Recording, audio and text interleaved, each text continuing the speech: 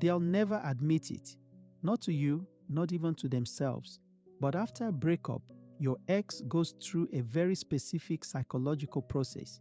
And if you go completely silent, they feel every second of it. You might think they've moved on.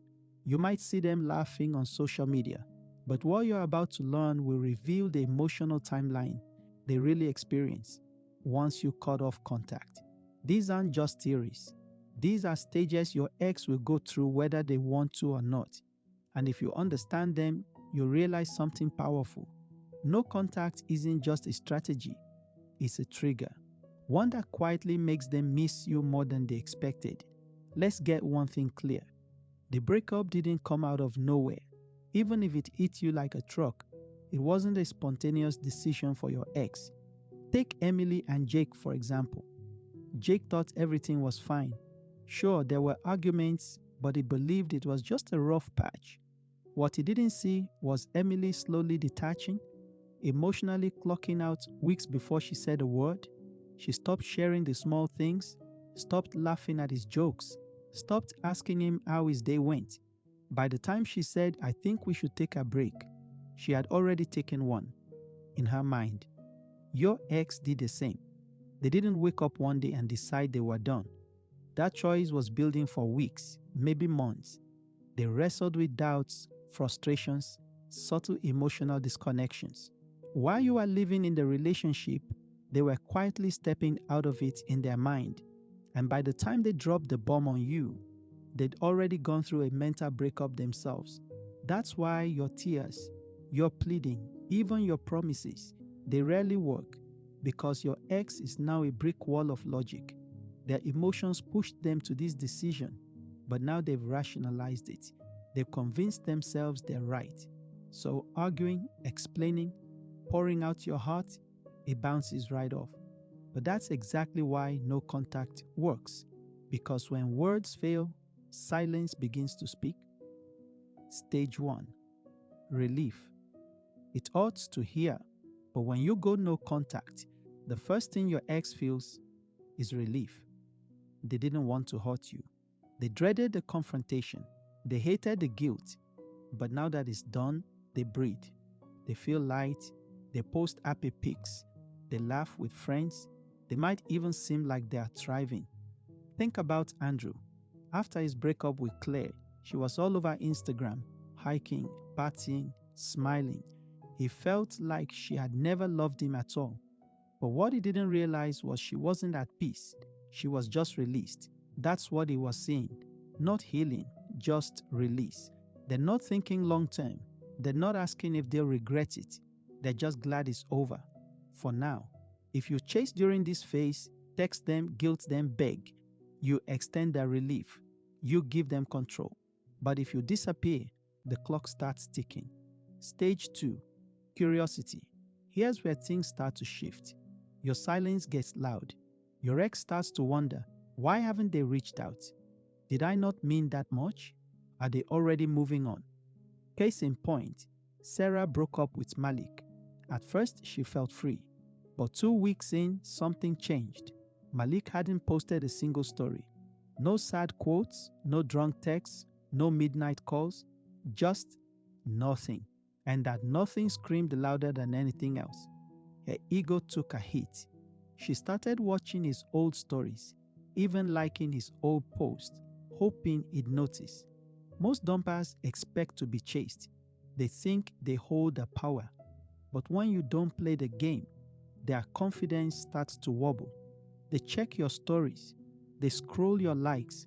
They ask mutual friends what you're up to.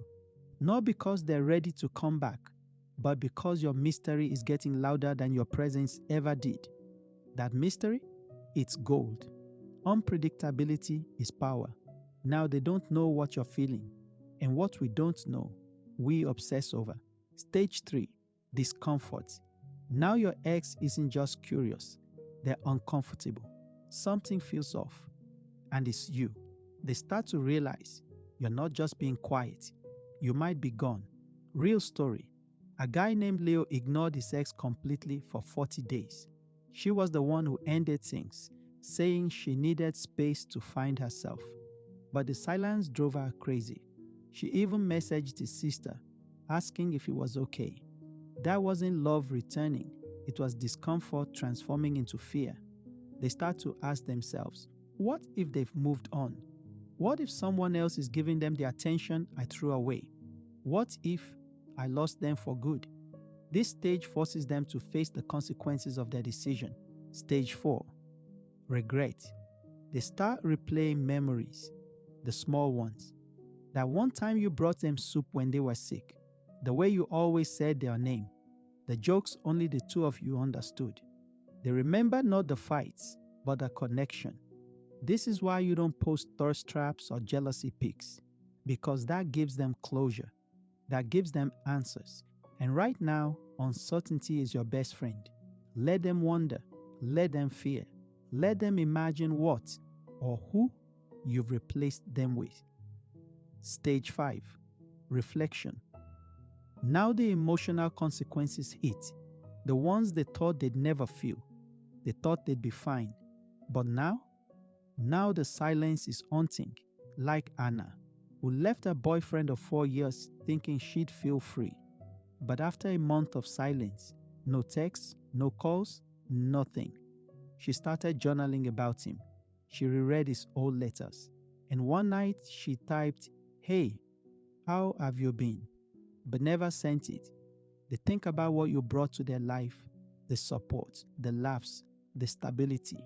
But more than that, they feel your absence. And absence isn't just quiet, it's loud, it's lonely. They thought you'd be an option forever, but now you're gone, and it's real. Stage 6. Reconnection. If they're going to reach out, it starts here. It won't be dramatic, it won't be poetic, it'll be simple. One line, "Hey, how have you been?" That's it. That's the moment they break. That's the crack in their wall. Because even if they don't admit it, your silence made them confront everything.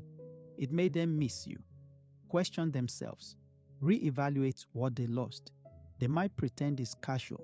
They might act like they're just checking in. But the truth is, they couldn't take the silence anymore. Final stage, the shift. Most people never make it this far. They text, they call, they show weakness, and their ex never gets past stage 1, relief. But if you hold the line, if you trust the silence, everything changes. Your ex stops seeing you as desperate, they start seeing you as distant, and distance creates value. No contact isn't about punishment. It's not petty. It's powerful because it gives space for the truth to rise. And the truth is simple. They weren't over you. They were just too confident you'd always be there. So give them what they never expected, your absence, because that's what makes them realize what they've truly lost.